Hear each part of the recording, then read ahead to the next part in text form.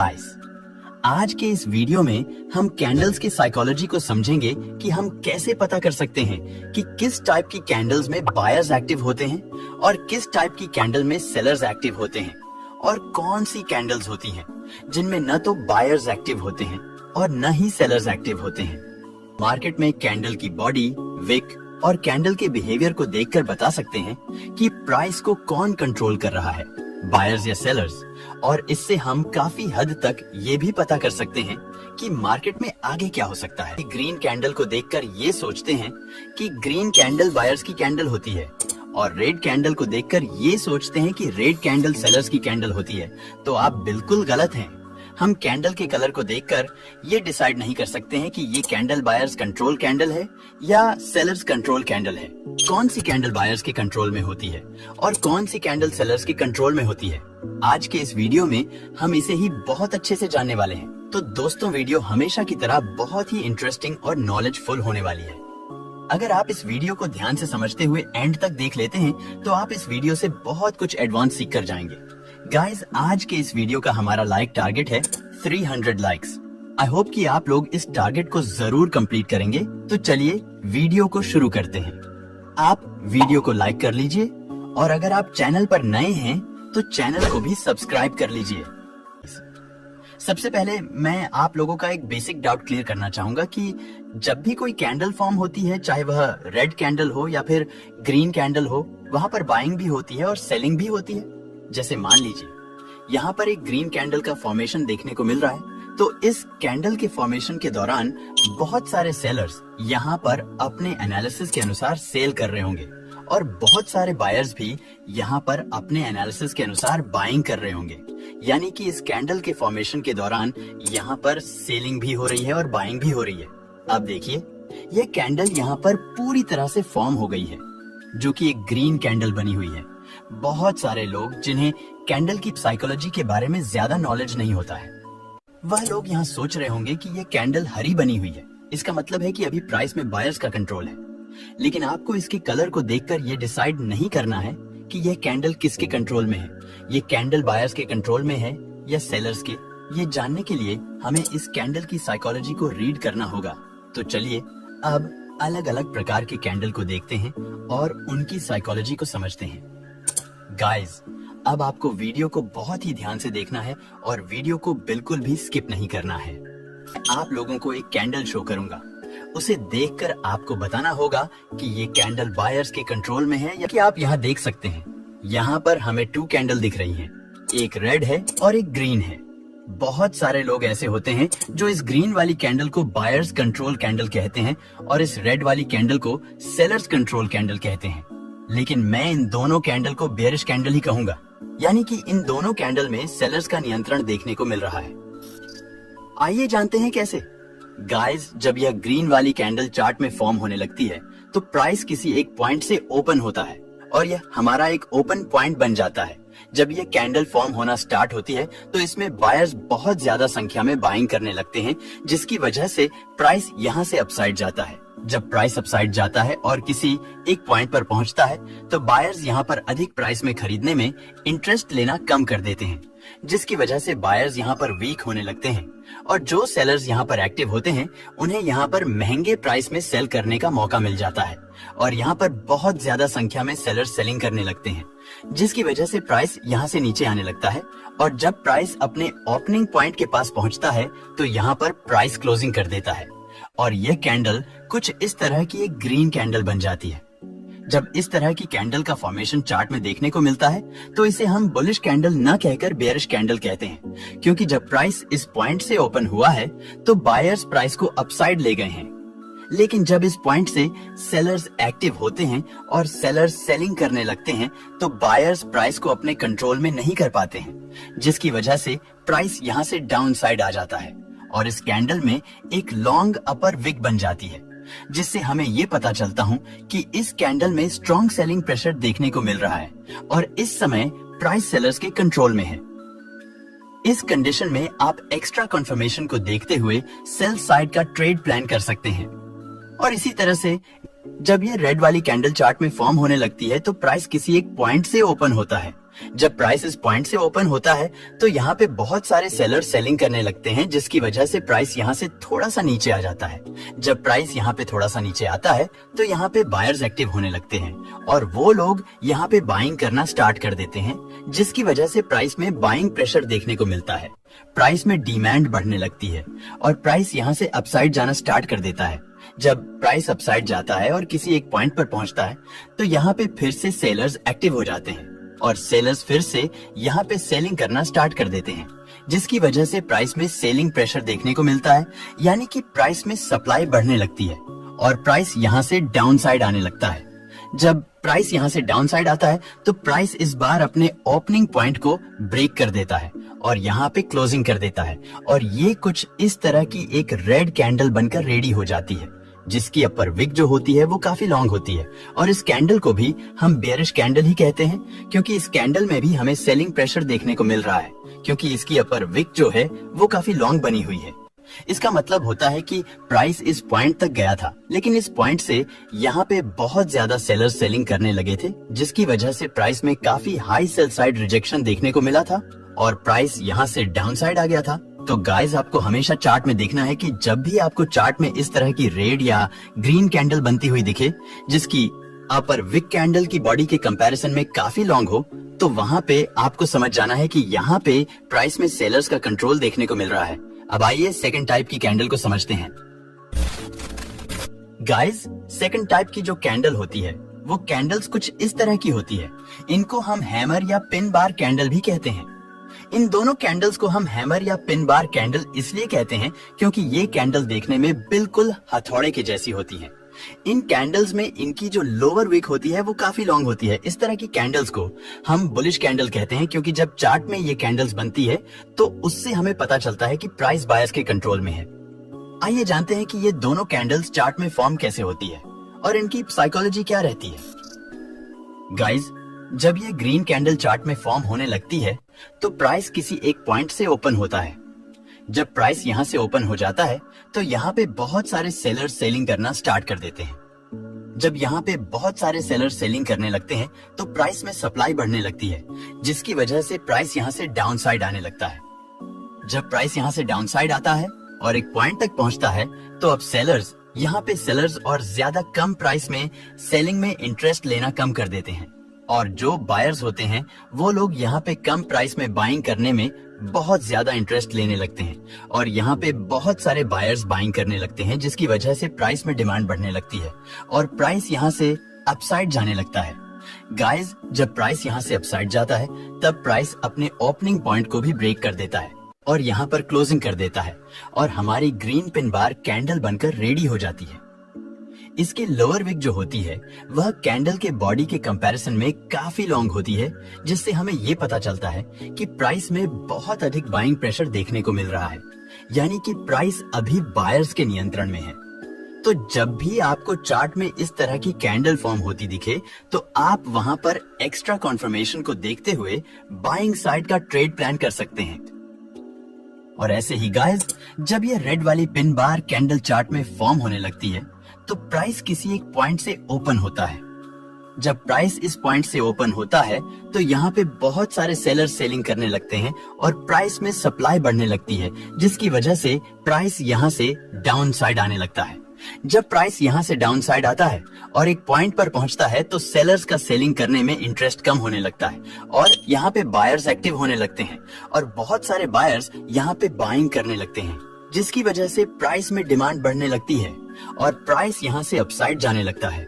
जब प्राइस यहाँ से अपसाइड जाता है और अपने ओपनिंग पॉइंट के पास पहुंचता है तो प्राइस यहाँ पे क्लोजिंग कर देता है और ये कैंडल हमारी एक रेड पिन बार कैंडल बन जाती है। इसकी लोअर विक काफी लॉन्ग होती है और इसकी लॉन्ग लोअर विक से ही हमें पता चल जाता है कि इस वक्त प्राइस में बहुत ज्यादा बाइंग प्रेशर देखने को मिल रहा है और अभी प्राइस बायर्स के कंट्रोल में है। तो गाइस, आपको देखना है कि जब भी आपको चार्ट में इस तरह की कैंडल बनती हुई दिखे, चाहे वह कैंडल रेड हो या ग्रीन, और उसकी लोअर विक उसकी बॉडी के कंपैरिजन में कम से कम 2 गुना लंबी हो, तो आपको वहां पर समझ जाना है कि इस समय प्राइस में बहुत ज्यादा बाइंग प्रेशर देखने को मिल रहा है और प्राइस अभी बायर्स के कंट्रोल में है। इस कंडीशन में आप एक्स्ट्रा कॉन्फर्मेशन के साथ बाइंग साइड का ट्रेड प्लान कर सकते हैं। अब आइए थर्ड टाइप की कैंडल को समझ ले। गाइस, चार्ट में थर्ड टाइप की कैंडल जो हमें देखने को मिलती है वो कुछ इस तरह की होती है। इनमें कैंडल की बॉडी लगभग कैंडल के अपर विक के बराबर ही होती है, यानी कि इस तरह की कैंडल में कैंडल की बॉडी लगभग कैंडल के अपर विक के बराबर होती है। ये कैंडल चार्ट में रेड या ग्रीन किसी भी कलर की फॉर्म हो सकती है।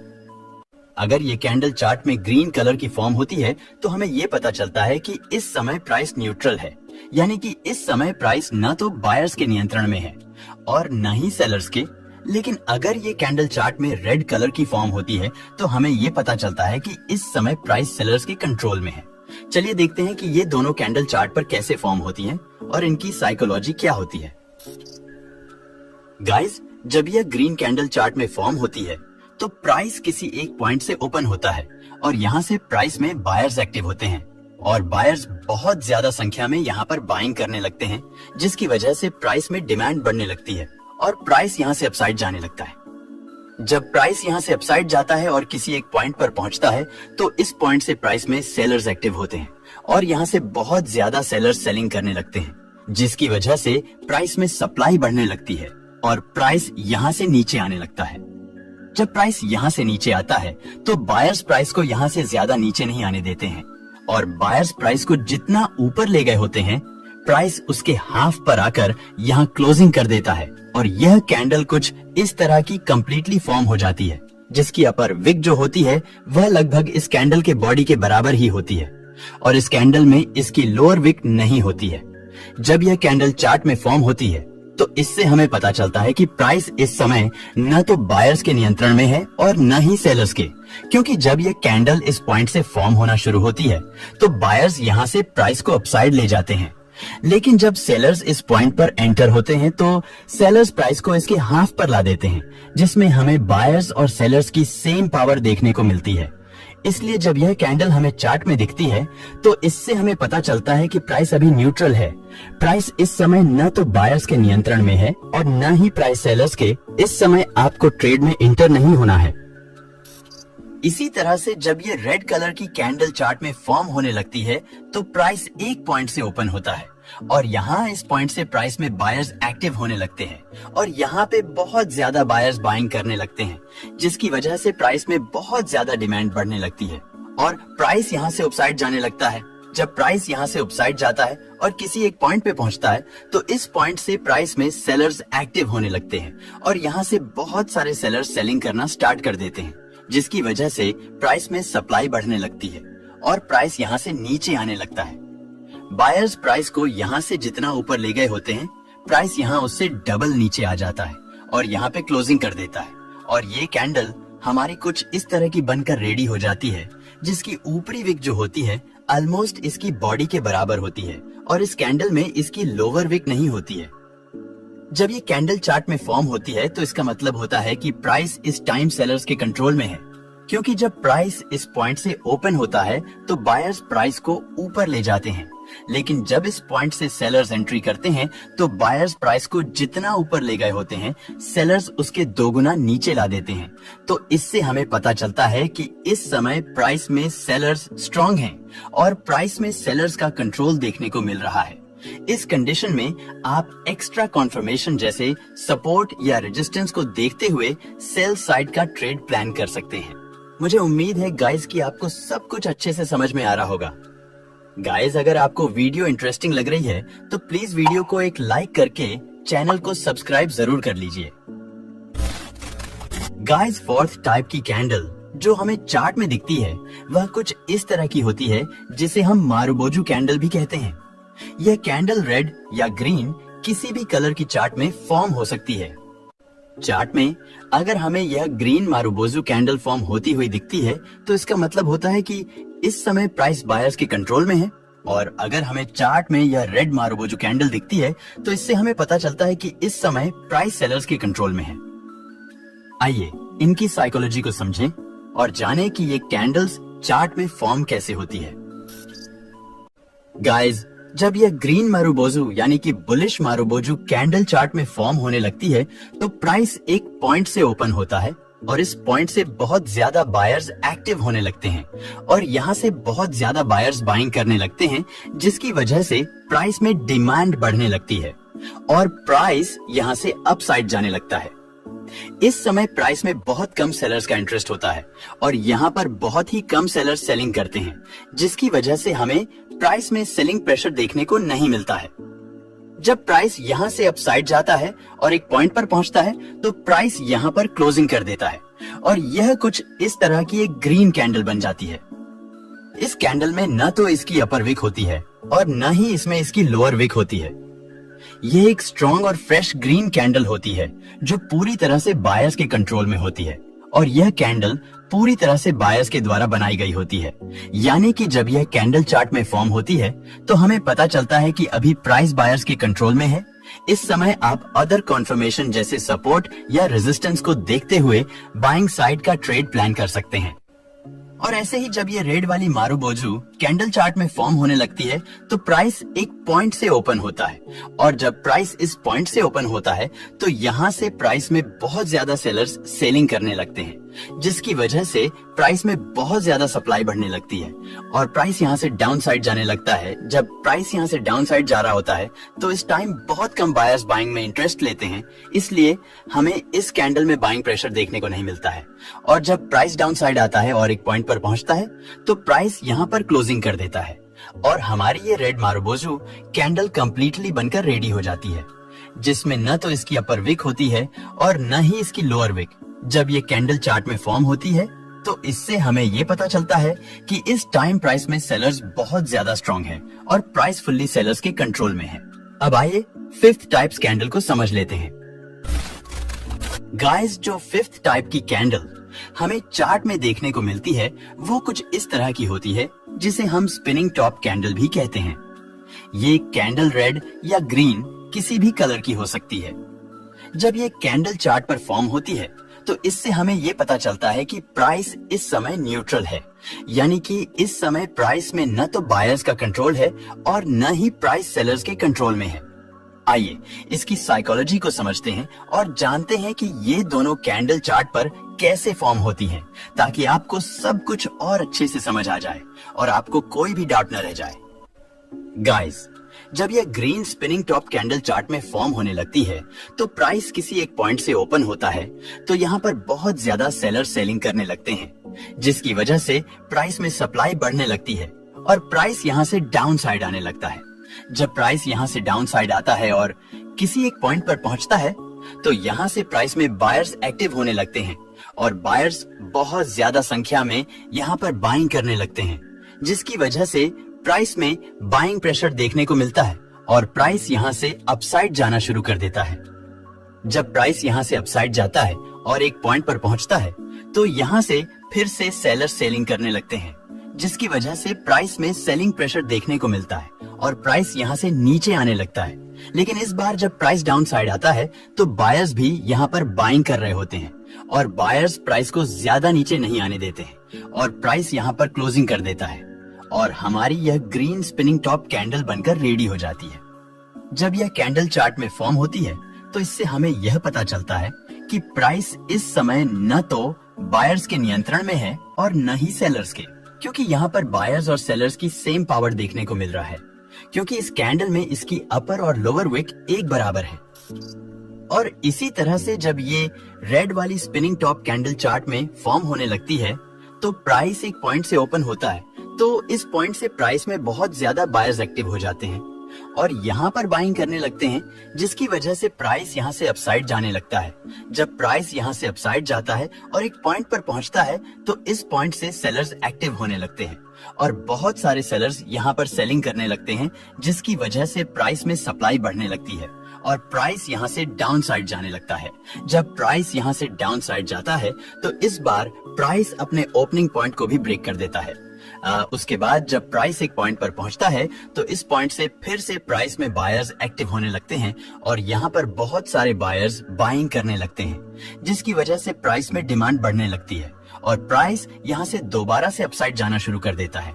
जब प्राइस यहाँ से अपसाइड जाने लगता है और थोड़ा सा ऊपर जाता है तो इस बार सेलर्स भी यहाँ पर सेलिंग कर रहे होते हैं, जिसकी वजह से प्राइस यहाँ से ज्यादा ऊपर नहीं जा पाता है और प्राइस यहाँ क्लोजिंग पर कर देता है और हमारी ये एक रेड स्पिनिंग टॉप कैंडल बनकर रेडी हो जाती है। इस कैंडल में इसकी जो अपर और लोअर विक की लंबाई होती है वो लगभग सेम ही होती है और इसकी बॉडी बीच में बहुत छोटी सी होती है। जब ये कैंडल चार्ट में बनती है तो इससे हमें ये पता चलता है कि इस समय प्राइस न तो बायर्स के कंट्रोल में है और न ही प्राइस सेलर्स के कंट्रोल में है। गाइस, ये कैंडल मेरी फेवरेट कैंडल है। मुझे जब भी इस कैंडल को ट्रेड करने का मौका मिलता है मैं इसे ट्रेड करता हूँ और काफी अच्छा प्रॉफिट भी जनरेट करता हूँ। इसको ट्रेड करने का सही तरीका क्या है, इस पर मैं एक फुल डेडिकेटेड वीडियो बना रखा हूँ। आपको सब कुछ बहुत अच्छे से समझ आ जाएगा।